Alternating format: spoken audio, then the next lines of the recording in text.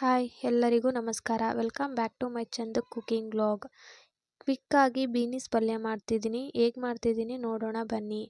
ಇದಕ್ಕೆ ಬೇಕಾಗಿರುವಂಥದ್ದು ಬೀನೀಸ್ನ ಸ್ಮಾಲ್ ಪೀಸಸ್ ಆಗಿ ಕಟ್ ಮಾಡಿ ಇಟ್ಕೊಂಡಿದ್ದೀನಿ, ಹಾಗೂ ಈರುಳ್ಳಿ, ಹಸಿಮೆಣಸಿಕಾಯಿ, ಉದ್ದಿನಬೇಳೆ, ಕರಿಬೇವು.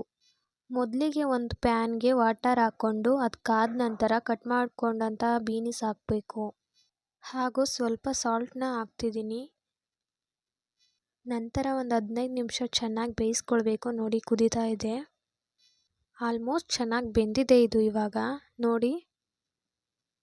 ಓಕೆ, ಇದು ಬೆಂದಾದ ನಂತರ ಬೆಂದಿರೋ ಬೀನೀಸ್ ಮತ್ತು ನೀರನ್ನ ಬೇರ್ಪಡಿಸ್ಕೊಳ್ಬೇಕು.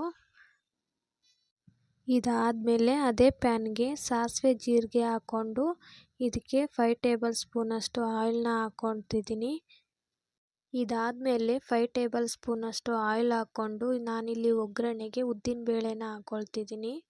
ನೀವು ಕಡಲೆಬೇಳೆನಾದರೂ ಹಾಕ್ಕೊಬೋದು. ನಾನಿಲ್ಲಿ ಉದ್ದಿನಬೇಳೆನ ಹಾಕ್ಕೊಂಡು ಫ್ರೈ ಮಾಡ್ತಿದ್ದೀನಿ.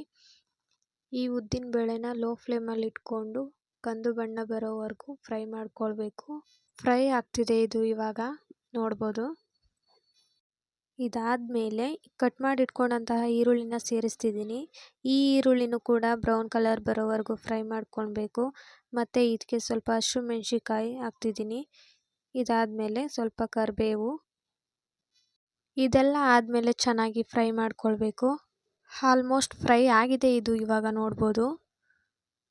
ಇದಕ್ಕೆ ಸ್ವಲ್ಪ ನಾನು ಸಾಲ್ಟ್ನ ಹಾಕೋತಿದ್ದೀನಿ ರುಚಿಗೆ ತಕ್ಕಷ್ಟು. ಓಕೆ, ಲಾಸ್ಟಿಗೆ ಇವಾಗ ಬೇಯಿಸ್ಕೊಂಡಿರುವಂಥ ಬೀನೀಸ್ನ ಸೇರಿಸ್ಕೊಳ್ಬೇಕು. ಇದನ್ನ ಸೇರಿಸ್ಕೊಂಡ್ಮೇಲೆ ಚೆನ್ನಾಗಿ ಮಿಕ್ಸ್ ಮಾಡ್ಕೊಳ್ತಿದ್ದೀನಿ. ಇದನ್ನು ಕೂಡ ಒಂದು 5 ನಿಮಿಷ ಚೆನ್ನಾಗಿ ಫ್ರೈ ಮಾಡ್ಕೊಳ್ಳಿ. ಇದು ಫ್ರೈ ಎಲ್ಲ ಆದಮೇಲೆ ಲಾಸ್ಟಿಗೆ ನಾನಿಲ್ಲಿ ಕೊತ್ತಂಬರಿ ಸೊಪ್ಪನ್ನ ಚಿಕ್ಕದಾಗಿ ಕಟ್ ಮಾಡಿ ಹಾಕ್ಕೊಳ್ತಿದ್ದೀನಿ. ಸ್ವಲ್ಪ ತೆಂಗಿನ ತುರಿನ ಸೇರಿಸ್ಕೊಂಡು ಚೆನ್ನಾಗಿ ಮಿಕ್ಸ್ ಮಾಡಿದರೆ ತುಂಬಾ ಸಿಂಪಲ್ ಆದ ಬೀನೀಸ್ ಪಲ್ಯ ರೆಡಿ ಆಗುತ್ತದೆ. ನೋಡ್ಬೋದು, ಇವಾಗ ಬೀನೀಸ್ ಪಲ್ಯನ ಸರ್ವ್ ಮಾಡ್ಕೊಳ್ತಿದ್ದೀನಿ ಒಂದು ಪ್ಲೇಟಿಗೆ. ಈ ವಿಡಿಯೋ ಇಷ್ಟ ಆದರೆ ಲೈಕ್ ಮಾಡಿ, ಶೇರ್ ಮಾಡಿ, ಹಾಗೆ ಸಬ್ಸ್ಕ್ರೈಬ್ ಮಾಡಿ.